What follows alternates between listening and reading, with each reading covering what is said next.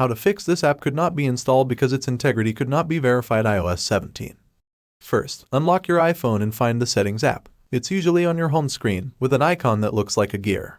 Once you're in the settings, scroll down a bit until you see an option called Screen Time. Tap on it. Now, in Screen Time, you'll find another option called Content and Privacy Restrictions. Give that a tap. Inside Content and Privacy Restrictions, look for Allowed Apps and tap on it. Now, you want to make sure that Safari is allowed. If it's already green, great. If not, just tap on it to turn it on.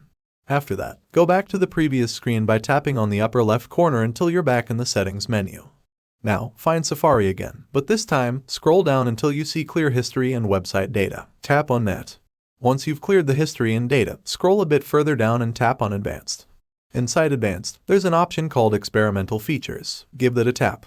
Lastly, scroll all the way down to the bottom of the Experimental Features menu and look for Reset All to Default. Tap on it.